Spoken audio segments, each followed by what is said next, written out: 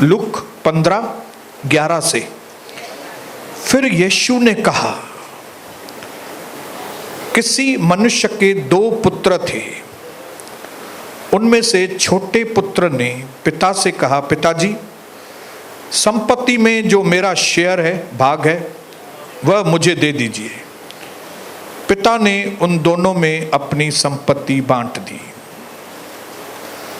बहुत दिन न बीते थे कि छोटा पुत्र सब कुछ इकट्ठा करके दूर देश को चला गया और वहां कुकर्म में अपनी संपत्ति उड़ा दी। जब वह सब कुछ खर्च कर चुका तब उस देश में बड़ा अकाल पड़ा और वह कंगाल हो गया। वह उस देश के निवासियों में से एक के यहाँ मजदूरी करने लगा। उसने उसे अपने खेतों में सूअर चराने के लिए भेजा। वह उन फलियों से जिन्हें सूअर खाते थे अपना पेट भरना चाहता था, पर उसे कोई कुछ नहीं देता था।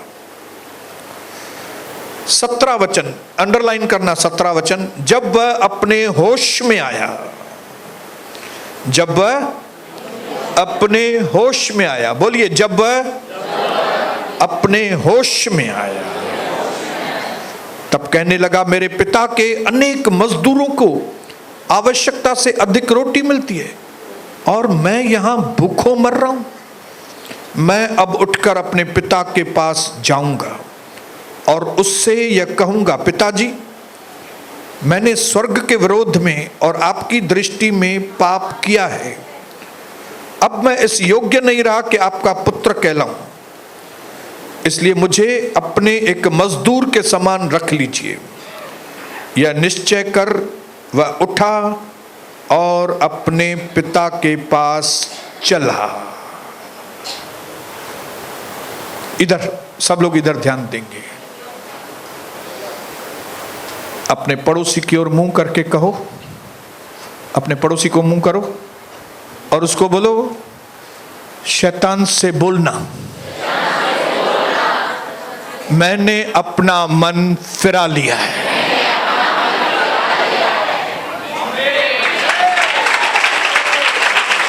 फिर से पड़ोसी की ओर मुंह करो और उसको बोलो, शैतान को बोलना, मैं पहले वाला व्यक्ति नहीं हूं, मैं बदल गया हूं पूरी तरह से।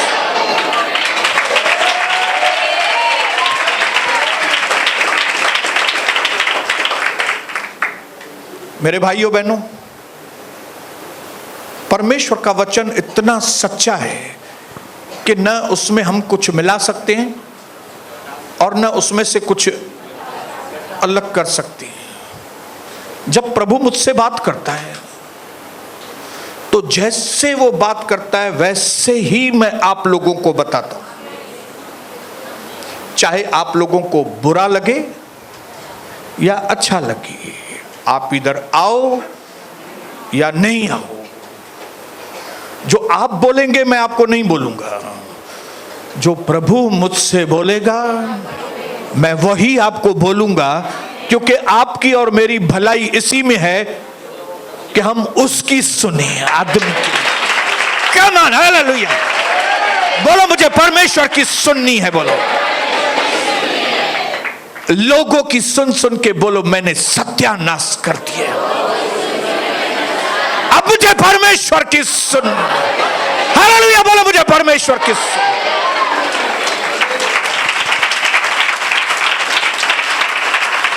मेरे भाइयों बहनों, 2 चीजें प्रचार करना बहुत ही कठिन होती है।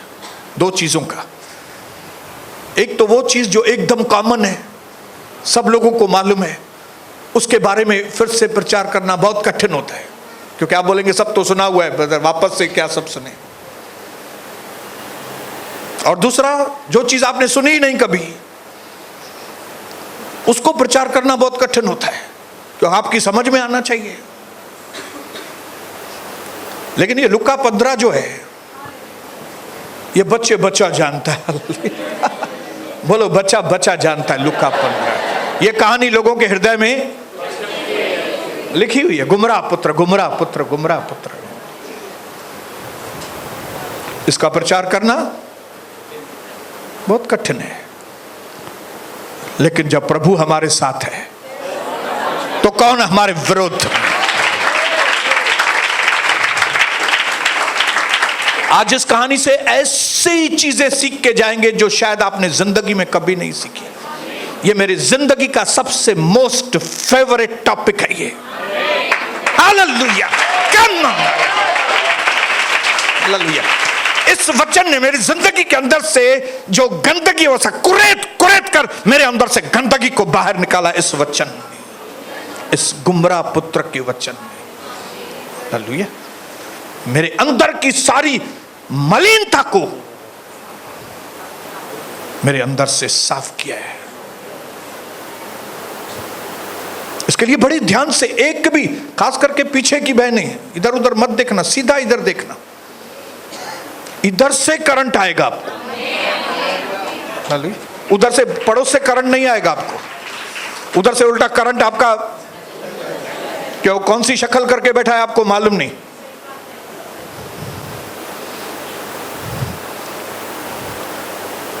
इस वचन के अंदर जो दिखने वाले कैरेक्टर हैं, बोलो दिखने वाले, जो दिखाई दे रहे हैं, कौन कौन से हैं दिखने वाले कैरेक्टर? पिताजी, दो बेटे, नहीं सुअर, आदमियों में, और वो जो अनबिलीवर जिसके साथ जाके, वो जिसके पास जाके काम किया। ये चार चरित्र दिखने में आते हैं। जो नहीं दिखने में आता है वो भी एक चरित्र है, वो है आपका और मेरा दुश्मन शैतान। वो दिखता नहीं है और उसकी ताकत इसी में है, वो दिखता नहीं है। अगर ये शैतान एक्सपोज हो जाए तो उसकी ताकत खत्म हो जाती है, और प्रभु की रोशनी जब आती है तो ये दुश्मन एक्सपोज हो जाता है, उसकी ताकत खत्म हो जाती है। क्योंकि लोग प्रॉब्लम में है, लेकिन उनको मालूम नहीं ये प्रॉब्लम आता कहां से है। उनको लगता है ये प्रॉब्लम मेरा बाप मेरे को प्रॉब्लम दे रहा है, मेरी माँ की वजह से प्रॉब्लम है, मेरी देवरानी की वजह से मेरा प्रॉब्लम है, मेरे वो बिजनेस पार्टनर है उसकी वजह से मेरा प्रॉब्लम है, मेरा बेटा मुझे तकलीफ दे रहा है, मेरी बेटी। जबकि ऐसा कुछ भी नहीं है। शैतान जो इनविजिबल है, जो इन आंखों से दिखता नहीं है, वो इन प्रॉब्लमों की जड़ है। लेकिन क्योंकि दिखता नहीं है इसके लिए ताकतवर है। एक बार दिखे, एक बार आपको समझ में आए कि मेरा दुश्मन ये है, 80% उसकी ताकत खत्म हो जाती है।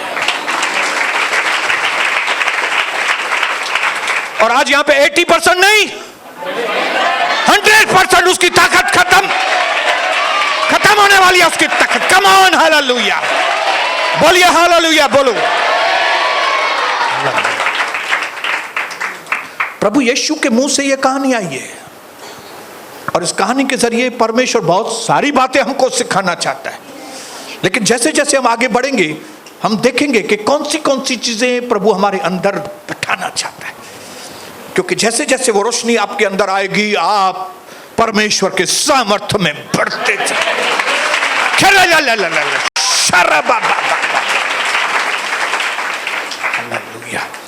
सबसे पहली चीज जो हम यहां पे देखते हैं, वो देखते हैं कि एक बाप है, उसके दो बेटे हैं, एक बड़ा बेटा है, एक छोटा बेटा है।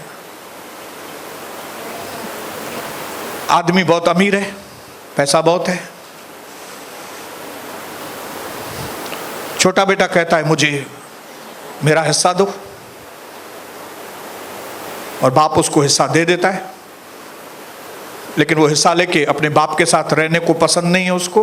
वो अपने बाप को छोड़ के दूर देश चला जाता है और अपने दोस्तों के साथ अय्याशी करता है, और उसमें अपना पूरा पैसा उड़ा देता है, संपत्ति उड़ा देता है। उसी वक्त अकाल भी होता है, और ये आदमी की हालत इतनी खराब होती है कि वो एक अविश्वासी अनबिलीवर के पास जाके नौकरी करता है। और वहां पे नौकरी में क्या करता है, वो हालत इतनी खराब थी कि उस अविश्वासी ने उसको बोला था कि मेरे सुअरों को तुम पालो जाके, और जो सुअर फली खाते अगर वो खानी है तो खाओ, नहीं तो नौकरी से निकल जाओ। और वहां पे वचन में लिखा है वो होश में आता है, और होश में आने के बाद उसको समझ में आता है मेरे पिताजी के घर में, जिसको मैं छोड़ के आया हूं, उसके घर में उसके नौकर भी मस्त खाते हैं और मैं इधर भूखे मर रहा हूं। इसके लिए मैं क्या करूंगा? मैं अपने बाप के पास वापस जाऊंगा और मैं अपने बाप से कहूंगा, पिताजी मुझे बेटा नहीं, मुझे आप अपना नौकर बना के ही रखो, मैं आपकी मजदूरी करूंगा। और ये सोचकर वो उठा और अपने बाप के पास गया। और जब अपने बाप के पास गया, आगे पढ़ेंगे तो आपको मालूम है कि इसके बाप ने कितना उसको वेलकम किया। उसने बोला, काहे का नौकर तू, हमारा साहबजादा है तू, और तू यहां पे क्या कर, तू जैसे राज करता था तू वैसे ही राज कर। ये प्रोसेस आपको बताता है कि कंप्लीट रेस्टोरेशन हुआ इस आदमी का। जो जो चीजें इसने खोई थी अपनी जिंदगी में, वो सारी चीजें उसको वापस मिल गई।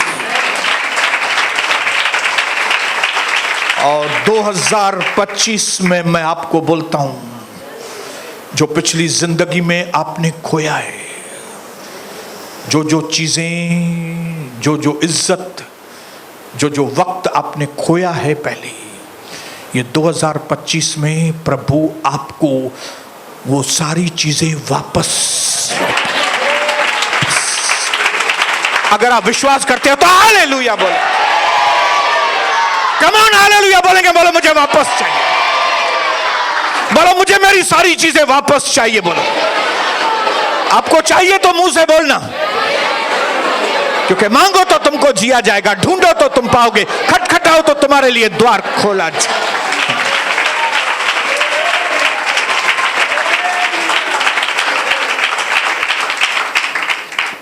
अब हम इस कहानी पर आएंगे और इसमें से हम लोग इसका जूस निकालेंगे। क्या करेंगे?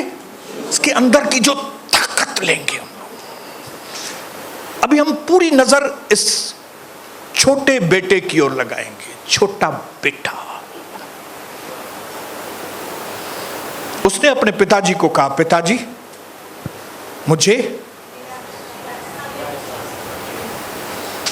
मुझे मेरा भाग दे दो।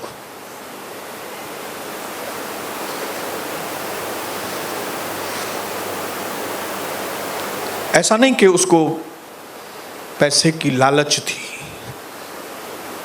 ऐसा नहीं कि पैसा मिलने के बाद वो ज्यादा अमीर हो जाएगा। वो पहले से ही अमीर था। बोलो, वो पहले से ही अमीर था। तो अगर उसको भाग मिलेगा, शेयर मिलेगा, तो वो ज्यादा अमीर हो जाएगा, ऐसी कोई बात नहीं थी। वो पहले से ही अमीर था। वो पैसे का लालची नहीं था, लेकिन वो एक चीज का लालची था। वो था पावर की लालच थी उसको। पैसे की लालच, पैसा तो था उसके पास, लेकिन क्योंकि छोटा बेटा था, पावर नहीं था। पिताजी के कंट्रोल में रहना पड़ता था। पिताजी बोलता था 9 बजे तक घर में आने का है, तो उसको आना पड़ता था। पिताजी बोलता था ये दोस्तों के साथ नहीं मिलना है, तो उसको दोस्तों का वो नहीं मिलता था। कंट्रोल था।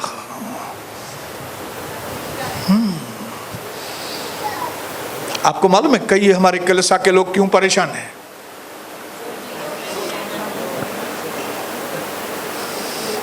उनको समर्पण नहीं चाहिए। ये यहां के लोग भाग के इधर उधर क्यों जाते हैं? ऐसा थोड़ी, मैं उनको बहुत पसंद हूं, मैं उनको बहुत पसंद हूं, लेकिन ये जो बलिदान वाली बातें है ना, ये उनको मालूम है ये बलिदान हम लोग नहीं कर सकेंगे, समर्पण नहीं कर सकेंगे। क्योंकि सबमिशन में ही अथॉरिटी है, अधीनता में ही अधिकार है। जो अधीनता में है वे अधिकार वाले हैं, जो अधीनता में नहीं है वे अधिकार में नहीं है। इसको पैसे की लालच नहीं थी, लेकिन इसको पावर की, इसको पावर चाहिए।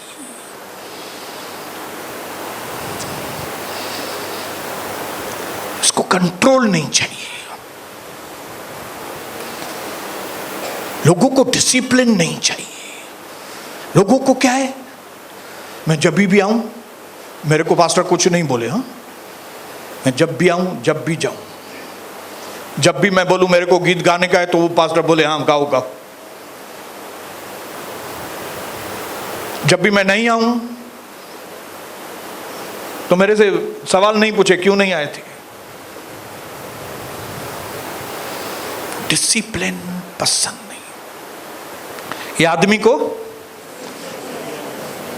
वो चाहता था, क्या चाहता था कि मुझे जहां जाना है मैं जाऊं, मुझे जब भी वापस आना है मैं उसी वक्त आऊं, मुझे जो चाहिए मैं करूं। ये मेरा बाप जो है ना वो मेरे से इंटरफियर नहीं करे।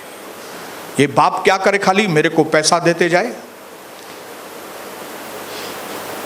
पैसा दो पैसा दो पैसा दो पैसा दो, कंट्रोल नहीं करे।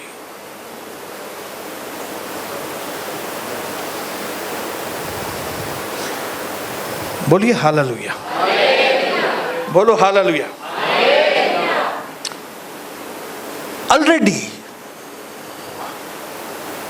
उसको मालूम था कि मैं पहले ही अमीर हूं, मैं अमीर ज्यादा हूं।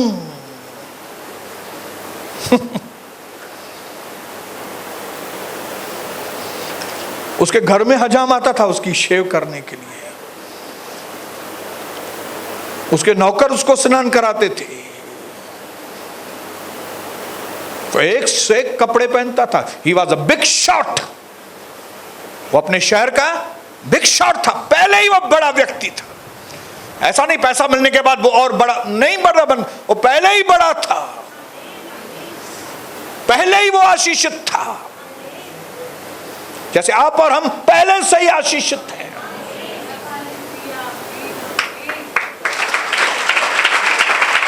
बोलिए हालेलुया। जिस दिन आपने यीशु मसीह को अपने जीवन में लिया, जिस दिन आपने कहा प्रभु यीशु आप मेरे प्रभु हैं, अनजाने जाने में किए हुए मेरे अपराधों को माफ करना, आइए मेरी जिंदगी में, उस दिन क्या हुआ? उस दिन प्रभु यीशु आपके अंदर आया, और जैसे ही यीशु आपके अंदर आया आप आशीषित हो गई।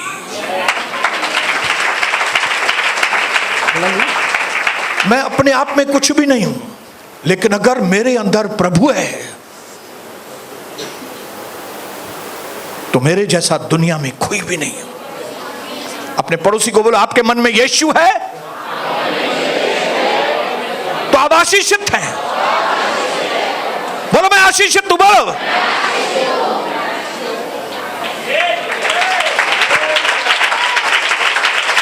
कौन सा यीशु? जो आकाश और पृथ्वी का करता है वो यीशु। वो जो पानी को बोलता है तो पानी दाखरस में बदल जाता है। वो जो समुद्र को कहता है दो भाग हो जा तो समुद्र दो भाग हो जाता है। वो यीशु अगर आपके अंदर है तो आप आशीषित हैं। यस, बोलो मैं आशीषित हूं। हालेलुया, बोलो मैं आशीषित हूं। हालेलुया, बोलो मैं आशीषित हूं। शखर बाबा बाबा। हालेलुया। और मैं आपको कायदा बताऊं, कायदा जो परमेश्वर की ओर से आशीषित है उसको इस दुनिया में कोई भी आदमी श्राप नहीं दे सकता। ओए बोलो हालेलुया, बोलो हालेलुया। बोलो मैं आशीषित है यार। हाँ बोलो, मैं भले ऐसा शर्ट बाहर करके बैठा है लेकिन मैं आशीषित है। बोलो हाँ। बोलो आज भले मेरे मोजे में से शायद आपको बदबू आ रही है, लेकिन मैं आशीषित है। बोलो भले मैं थोड़ा थोड़ा ऐसा दिख रहा हूं, ऐसे ऐसे करके देख रहा हूं, लेकिन मैं आशीषित हूं। कई लोगों को आशीषित मतलब ऐसा लगता है कि जेब में डॉलर हो, 4,000 वाला शू हो, 10,000 वाली शर्ट हो, बहुत बड़ा बंगला हो, नीचे मर्सिडीज कारें हो, फिर लोगों को लगता है ये आशीषित है। बिल्कुल नहीं। मैं आपको बताऊं, कार, बंगलो, नए कपड़े, पर्स, शू, ये खाली सिम्टम्स हैं आशीषों के। ये आशीष के सिम्टम्स हैं। सिम्टम्स मतलब चिन्ह है खाली, ये उसके फल है खाली, जड़ नहीं है।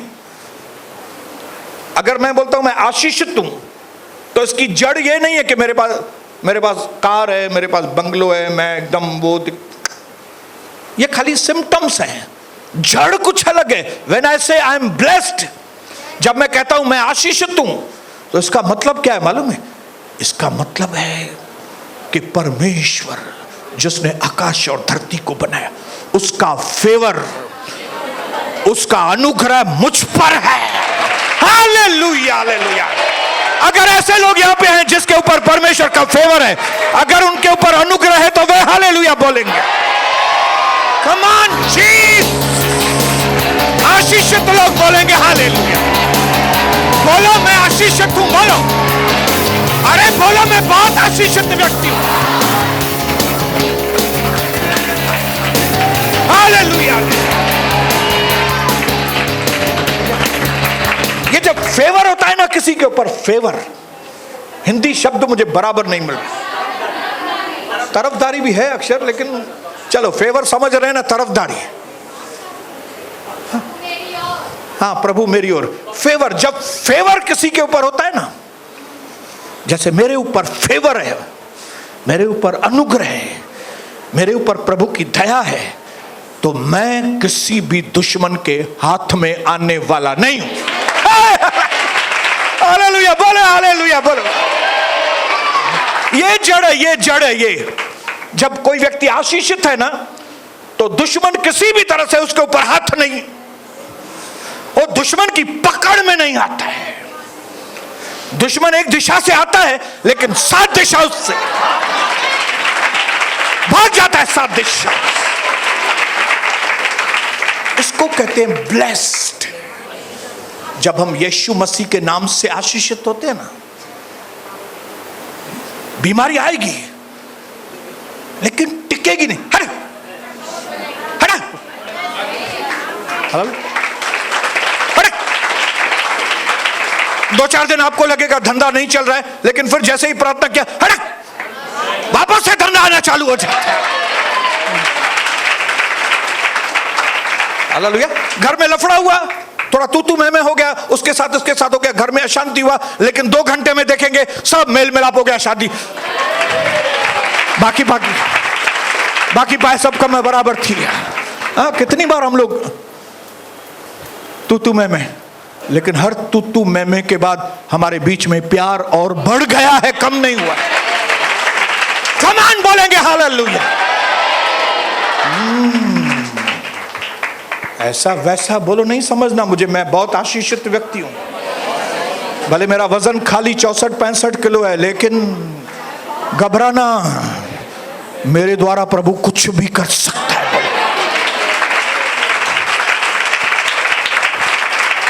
हालेलुया। आप लोग कौन है मेरे भाइयों बहनों? आप लोग आशीषित लोग। भले आप किसी के पास काम करती है मेरी बहन, लेकिन आप आशीषित हैं। आप किसी के पास काम करते होंगे, लेकिन आप आशीषित व्यक्ति हैं। हालेलुया। अनविजिबल फेवर, दिखता नहीं है लेकिन फेवर है। मेरे को जो धमकी देंगे वे तकलीफ में आ जाएंगे, क्योंकि मैं आशीषित व्यक्ति हूं। और आपने तो देखा है, आपने देखा है ना, जितने लोगों ने भी धमकी दिया है उसमें से ज्यादातर लोग दुनिया में से ही चले गए और मैं इधर एंजॉय कर रहा हूं अभी तक। मैं अभी तक इधर हूं,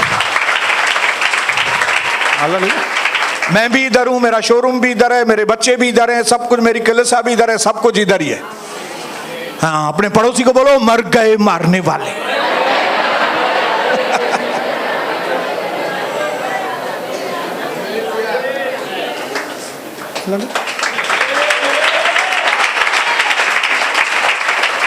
कई बार मैं सोचता हूं ना, मेरा दुनिया में कोई है भी नहीं सपोर्ट, दुनिया में तो कोई भी नहीं दिखता है। जब तकलीफ में आता हूं तो एल्डर लोग भी पास नहीं आते। हमेशा जब कभी तकलीफ में आया हूं, एल्डर लोग भी बेचारे क्या करें, उनके पास ताकत ही नहीं है उतनी। उनका दोष, मैं आपके ऊपर दोष नहीं लगा रहा हूं, आपके पहले मेरे एल्डर लोग थोड़े और भी पावरफुल, लेकिन वो भी उनके पास ताकत नहीं है। मेरी ताकत यीशु प्रभु है।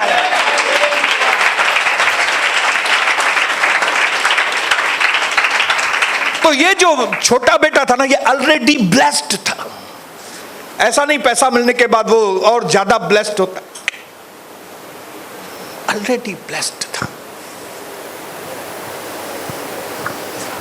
और जब हम प्रभु की ओर से आशीषित होते हैं,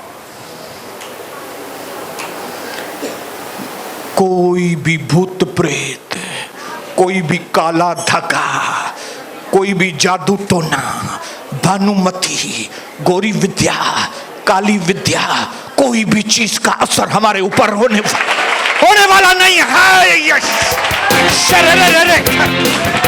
जादू टोना नहीं चलेगा। क्या आपको नहीं लगता है मेरे ऊपर कितने लोगों ने जादू टोने किए होंगे?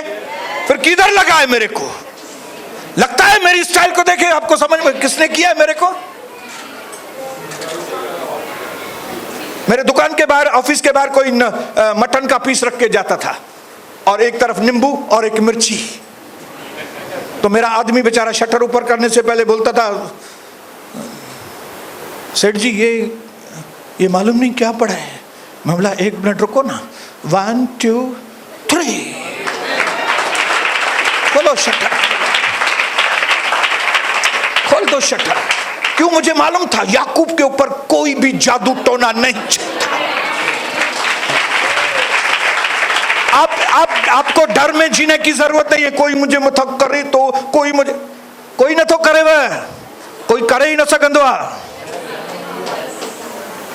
डर में जीवन नहीं बिताओ, साहस रखो, आप आशीषित व्यक्ति हैं। कोई भी जिन्न, भूत, जिन्नड़ी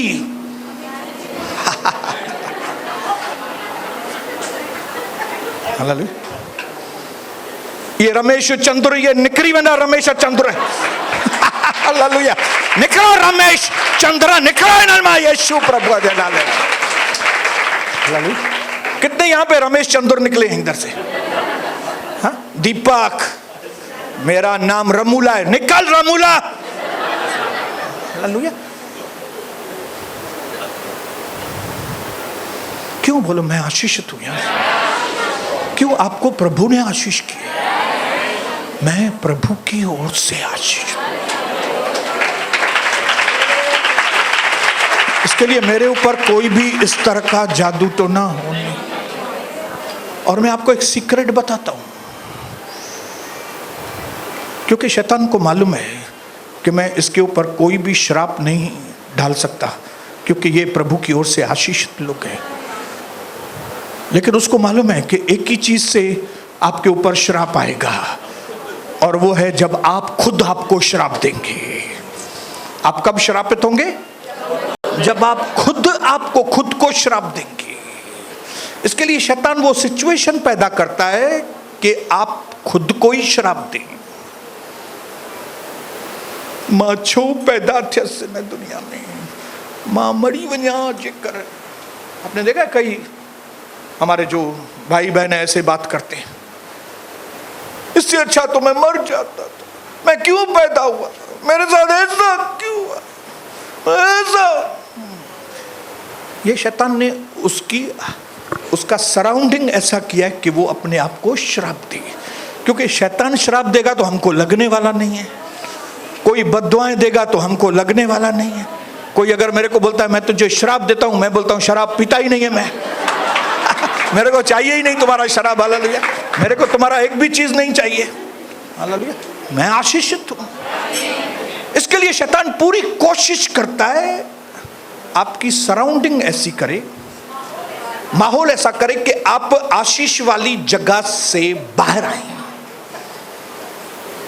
परेशान होकर आशीष वाली जगह से बाहर आए, ताकि आप खुद को श्राप दें, खुद को श्राप में डालें। और आपको मालूम होना चाहिए 3 जगह हैं वाचा वाली जगह जहां पे आप हमेशा सेफ रहते हैं और आशीषित रहते हैं। कौन सी है 3 जगह आपको मालूम है? एक है सबसे पहले आपका परिवार। प्रभु ने आपके परिवार को बनाया, पति पत्नी बच्चे। ये किसने बनाया है? जब आप अपनी पत्नी के साथ, पत्नी अपने पति के साथ, बच्चे अपने माँ बाप के साथ विश्वास योग्य रहते हैं, इस परिवार को कोई श्राप दे ही नहीं सकता।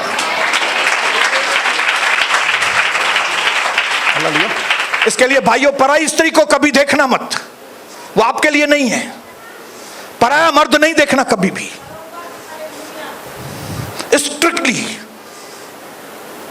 मैं आपको बोलता हूं, अगर आपने गलती से भी पराये मर्द को देखा, पराई स्त्री की ओर गंदे विचार किए, आप खुद को ही श्राप में डालेंगे। शैतान का काम आप खुद ही कर देंगे आपके ऊपर। परिवार, सैंक्टिटी, पवित्र परिवार प्रभु ने, मेरी पत्नी, मेरा बेटा, मेरी बेटी, मेरा बहू, मेरा दामाद, मेरा पोता, हालेलुया। बोलो वह यस यस ब्रदर। कितने लोग परिवार में खुश होते हैं? जरा हाथ। ये है हालेलुया। ऐसी बहनों से दूर रहना जंजा पेरा हमेशा घर रखा बाहर। क्यों? उसको अपना पति अच्छा ही नहीं लगता है, अपने बच्चे अच्छे नहीं लगते, उनको क्या चाहिए? बाहर घुमन फिरन, पेका, साइडियों, किट्टी, बद्धी।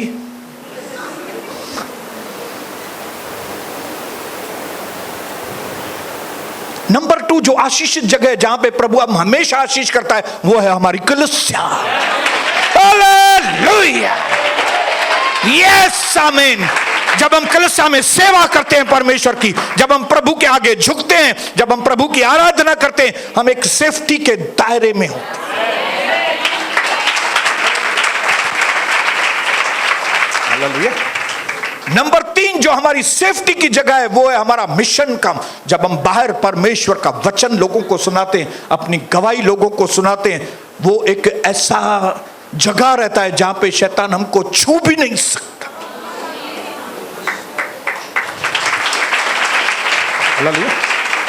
बोलो परिवार, कलीसिया, मिशन, 3 जगह। इसके लिए शैतान पूरी कोशिश करता है कि आपको कलीसिया में से बाहर निकाले, क्योंकि उसको मालूम है अगर आप कलीसिया में हैं, पास्टर के अंडर हैं, तो सिस्टम है प्रभु का, उसमें शैतान हाथ नहीं लगा सकता। इसके लिए आज मैं आपको बोलता हूं, जिन लोगों ने भी कलीसिया छोड़ी है, उन्होंने प्रभु को छोड़ा है, याद रखना। न तो मुंह जड़ो मानू उनके न वणंदो है केर वणंदो ब्या नहीं, उनको मैं पसंद हूं, उनको कलीसिया के वचन, स्ट्रिक्टनेस, गंभीरता पसंद नहीं है। और शैतान ने उनको ऐसा घेरा है, ऐसा मन दुख, छोटी छोटी बात में मन दुख, ये आदमी मेरे से बात नहीं करता है, ये मैंने कलीसिया में इसको 2 लाख रुपए दिए थे ब्याज पे, ब्याज भी नहीं दिया, पैसा भी नहीं दिया, अब ये कलीसिया में कौन जाएगा? हा? ये बहन पहले मेरे को 2-2 टिफिन भेजती थी, अभी क्या मालूम क्या हुआ, अभी टिफिन विफिन लेके ही नहीं आती है। हा? मेरी बेटी की शादी थी तो इन्होंने 20,000 रुपया मेरी मदद की थी, अभी दूसरी बेटी की शादी है तो 1 रुपया भी नहीं दे रहे ये लोग। गलत फहमी। शैतान को मालूम है जब तक ये कलीसिया में है वो सुरक्षित है, इनको मैं कुछ भी नहीं कर सकता हूं, तो कोई भी चक्कर चलाऊं, इनको मैं कलीसिया में से बाहर निकालूं। इसके लिए अपने पड़ोसी को बोलो, स्टे इन द हाउस, परमेश्वर के घर में बने रहो, परमेश्वर के घर में बने रहो। कोई भी हालात हो, परमेश्वर के घर में बने रहो, बने रहो, बने रहो।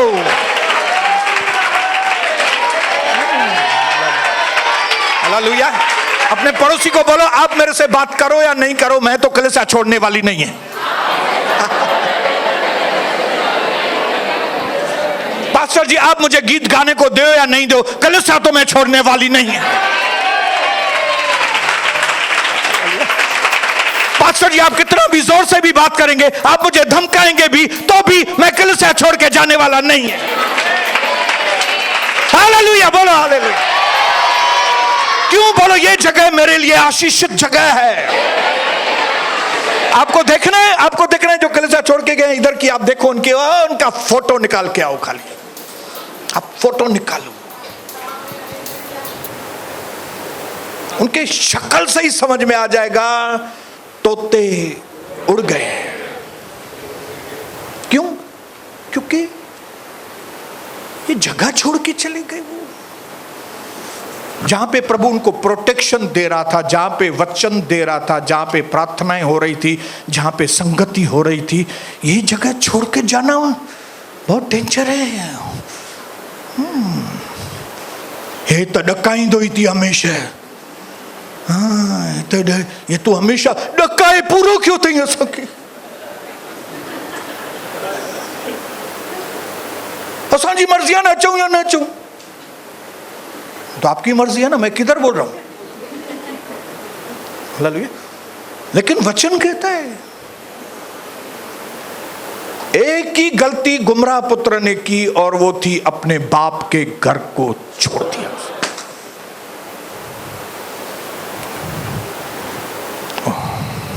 और जिस दिन आप परमेश्वर के घर को छोड़ते हैं, निकल के बाहर आते हैं, शैतान बोलता है कम ऑन, कम ऑन, सही डिसीजन दिया, आ जाओ। मैं क्या है तुम्हारे साथ खेल नहीं सकता था पहले, लेकिन अभी मेरे साथ खेलना तुम, अभी मैं तुम्हारे साथ खेलूंगा। तेरे बेटे को मैंने जॉन्डिस और टाइफाइड एक साथ दिया था, मैं उसको मारने पर था तेरे बेटे को, लेकिन क्या करूं, वो कलीसिया में आते थे, इसके लिए वो मैं उसको मार नहीं सका था। लेकिन अभी कमान, मैंने बहुत बार मैंने चाहा कि तुम्हारे धंधे को मैं खत्म कर दूं, तुम्हें मैं दिवालिया कंगाल बना दूं, लेकिन मैं नहीं कर सकता था, क्योंकि तुम प्रार्थनाओं के दायरे में कलीसिया में सेफ वाली जगह थे। लेकिन अभी कमान, आ जाओ आ जाओ आ जाओ आ जाओ, अभी मैं तुमको सिखाऊंगा कैसे खुद को श्राप दूं, क्योंकि मैं तो श्राप नहीं दे सकता तुमको, लेकिन तू अभी खुद को श्राप देगा। हालेलुया। कम ऑन यंगर सन, छोटे बेटे, कम ऑन, आजाद हो गए ना अपने पिताजी से, है ना। किडूस्ट्र को तो जो पी, हाँ 9 बजे नहीं आओगे तो धमकाता है वो तुम्हारा पिताजी, ये कोई बात है क्या? हाँ, दोस्तों के साथ भी नहीं जाए, थोड़ा दारू भी नहीं पिए, कभी एक आध सिगरेट पीता हूं, और एक भी सिगरेट नहीं पीऊं।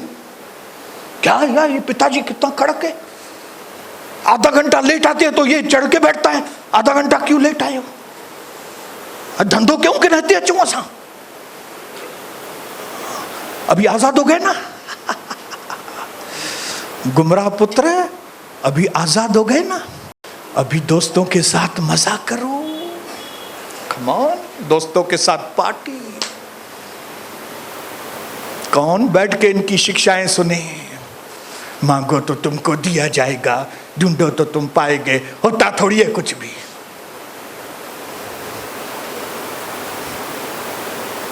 सुन सुन के कंटाल गए हम लोग, अभी थोड़ा घूमे फिरे, और थोड़े दिन गुमराह पुत्र मजा, एकदम मजे में गुमराह पुत्र बोला अच्छा हुआ बाप से जान छूटी, कलीसिया से जान छूटी, यार शांति मिली भाई,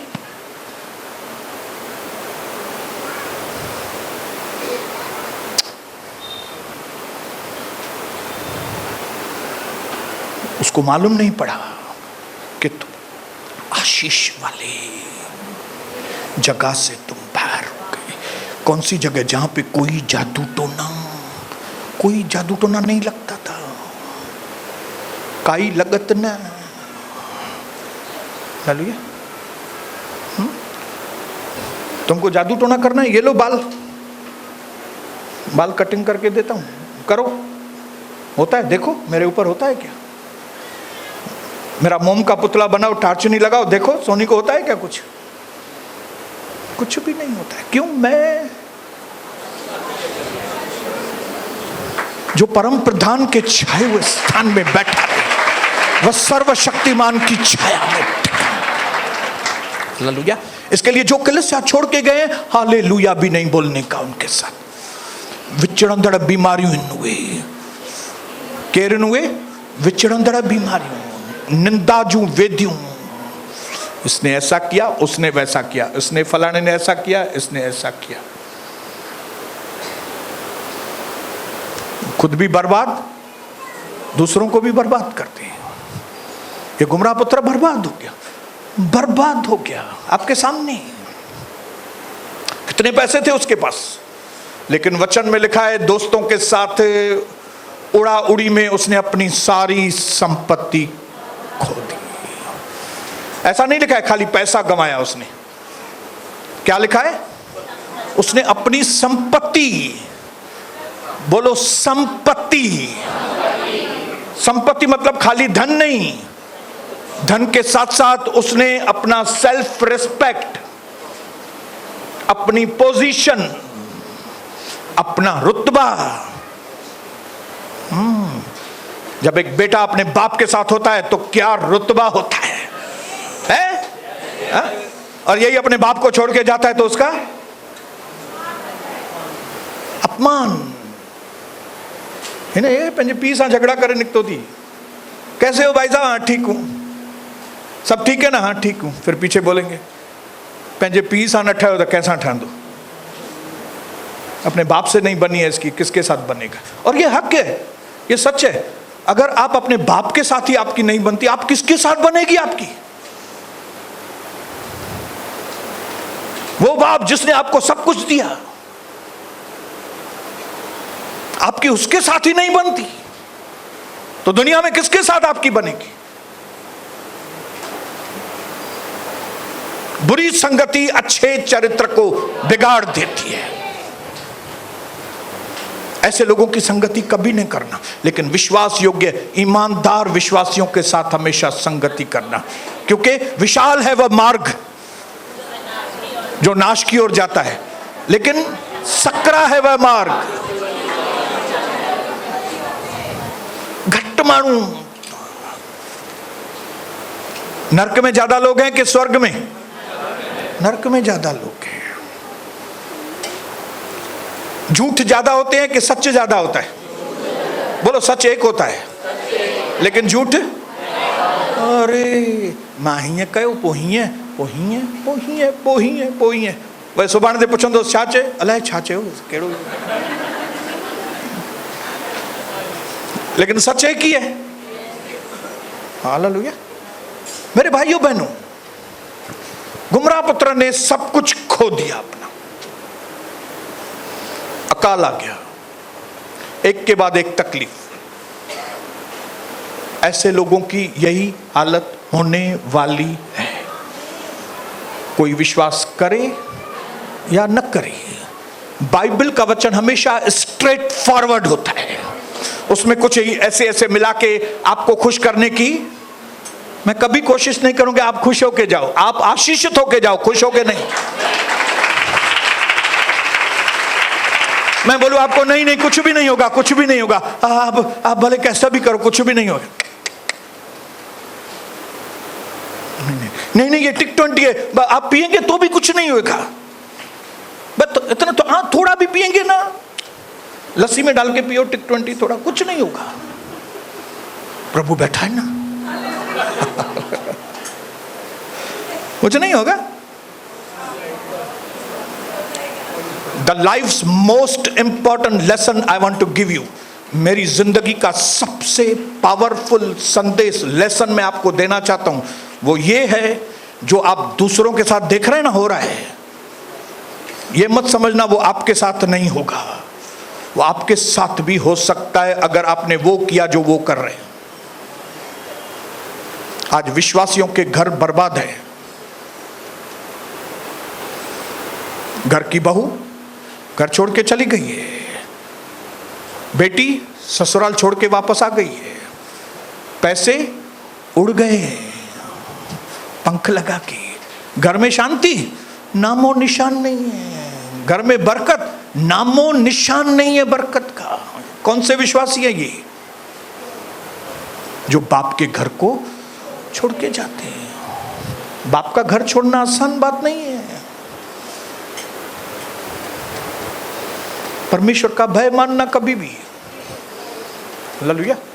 तो द पॉइंट मैं आपको बताता हूं, अगर आप प्रभु की तरफ नहीं है आपकी जिंदगी मिजरेबल हो जाएगी, लेकिन अगर आप प्रभु की तरफ हैं, अरे आपको कोई टच भी नहीं कर सकता है। फिर मैं आपको बताऊं, ये जीता जागता एग्जाम्पल है ना, जीता जागता एग्जाम्पल आपके सामने है। जितना मैं आशीषित हूं, मैंने मेरे से ज्यादा अभी तक कोई भी आशीषित व्यक्ति मैंने नहीं देखा। एक व्यक्ति, उसके बात करने से, उसके व्यवहार से समझ में आता है, उसका नाम टीडी जेक्स है। जैसा उसका अपनी पत्नी के साथ रिलेशन है, अपने बच्चों के साथ, जब मैं उसको पढ़ता हूं, देखता हूं, तो मुझे समझ में आता है नहीं है पे आशीषित मानो।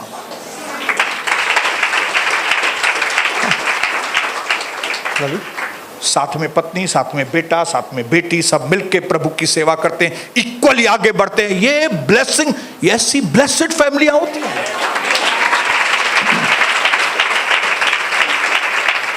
ये जो अकेले घूमते हैं ना पास्टर, लफंगे, पत्नी घर में बैठी और ये जाएंगे प्रचार करने को, और फिर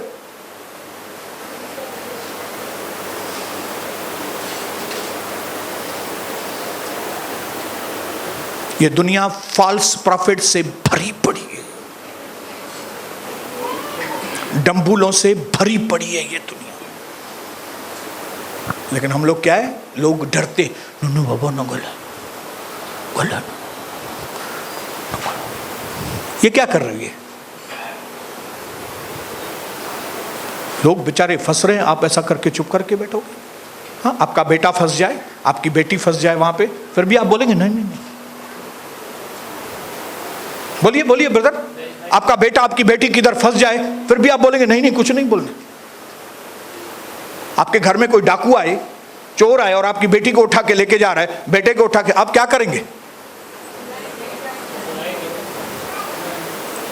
अरे आप उसकी बाह को काटेंगे, उनके चक्का पाई दो, रामबूटा पाई दो, मुझे धिया के छड़े, मुझे पुटरा के छड़े।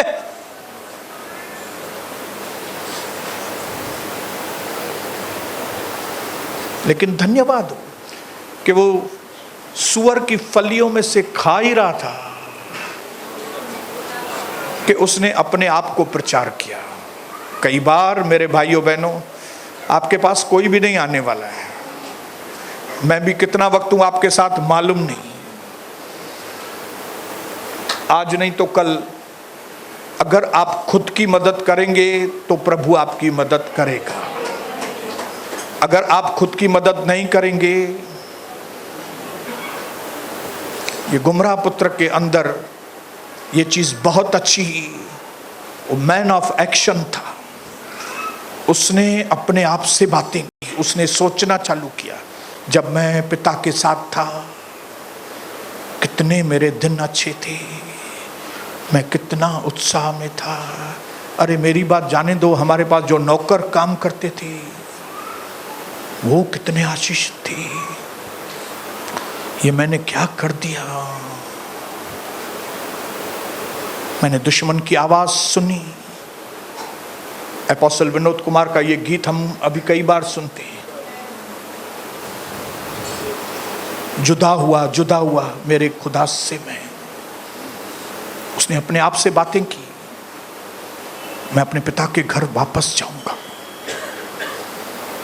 और मैं अपने पिताजी से कहूंगा मुझे नौकर करके ही रखना, मैंने बहुत बड़ी गलती की है, मुझे माफ करना।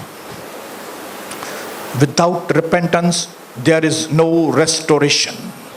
बिना पश्चाताप के, बिना सही एक्शन के आपकी कोई भी चीज आपको वापस मिलने वाली नहीं है।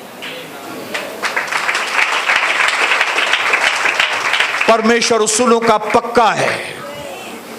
आप जब सही जगह पे होंगे, सही वक्त पर, सही आशीष आपको देगा।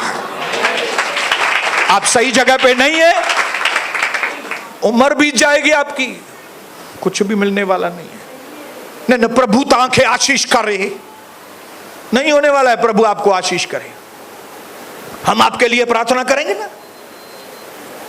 अभी कलशा में 3 दिन की उपवास प्रार्थना है, करो 3 दिन की उपवास प्रार्थना। जब तक आप सही जगह पे नहीं है, there is no restoration without repentance. पश्चाताप नहीं करेंगे, वापस नहीं आएंगे,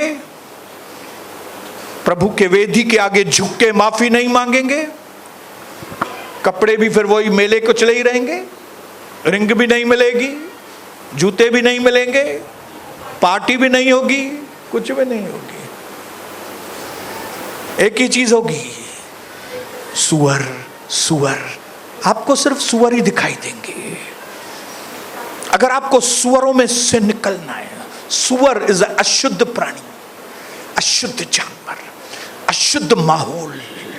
जब तक आप वो अशुद्ध माहौल में से निकलकर शुद्ध माहौल में नहीं आएंगे, आपकी एक भी प्रार्थना का जवाब नहीं आएगा। मेरे यीशु मसीह ने कहा, मैं खोए हुओं को ढूंढने और उनका उद्धार करने के लिए आया। लेकिन कौन से खोए हुए लोग जो वापस आने के लिए तैयार हैं? क्या आप वापस आने के लिए तैयार हैं? प्रभु आपका उद्धार करेगा। हालेलुया। पूरी दुनिया खोई हुई है, तो क्या पूरी दुनिया खोई हुई का उद्धार हो रहा है क्या? नहीं, उद्धार है खोए हुए लोगों के लिए ही है। लेकिन कौन से खोए हुए लोग? ये कलीसिया पापियों के लिए है। लेकिन कौन से पापी? जो सुधरना चाहते हैं। जो सुधरना नहीं चाहते, यहां पे उनके लिए कोई जगह नहीं है। जिनको खाली मलाई चाहिए बाहर की यीशु, वो इधर नहीं मिलेगी। यहां पे आपको सुधरना पड़ेगा।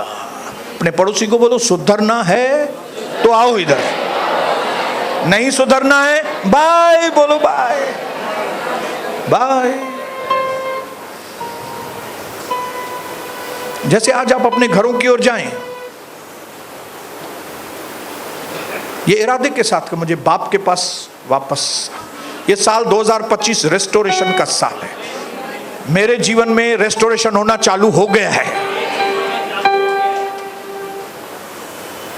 छोटा हाथ दिखाई दिया है बादल का। वो दिन दूर नहीं जब ये छोटा बादल आंधी और तूफान के साथ बारिश। ये वो जगह है भाइयों बहनों जिसको परमेश्वर ने बनाया। ये बाप का घर है। इस बाप के घर में कोई किसी का भी, मेरा भी नाटक नहीं चलता। जैसे आप इस वक्त बाप के घर में बैठे अपनी आंखों को थोड़ी देर के लिए बंद करके अपने पिता से माफी मांगे। क्या कौन से नाटक किए आपने इस घर में? अगर कहीं पे कोई भी नाटक किए, माफी मांगिए प्रभु से।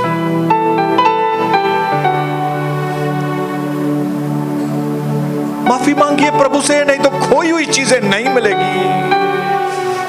जिंदगी मिजरेबल हो गई है कई लोगों की, सब कुछ खो दिया है उन्होंने।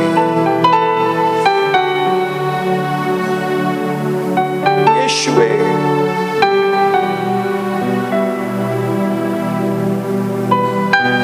धन्यवाद यीशु, धन्यवाद यीशु।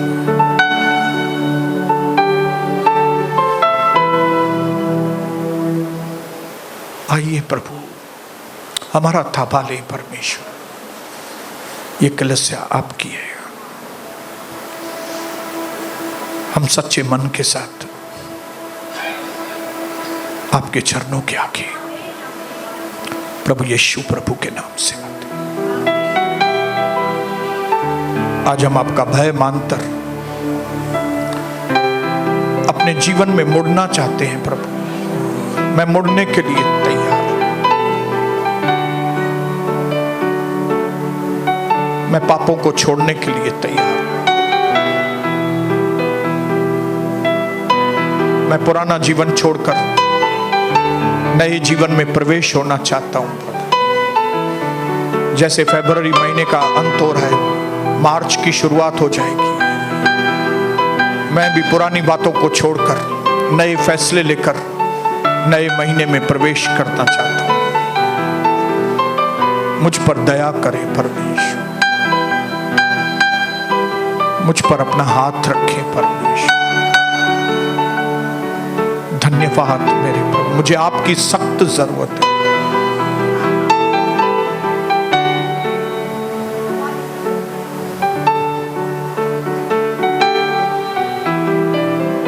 आइए मुझ पर दया करिए, मुझे अपने गले लगाएं पिता। मैं आपका था, मैं आपका ही हूं और मैं आपका ही रहूंगा। धन्यवाद, आपने मुझे कबूल किया। प्रभु यीशु प्रभु के सामर्थी पवित्र नाम से मांगता हूं, आप दया से ग्रहण करें मेरे आत्मिक स्वर्गीय पिता।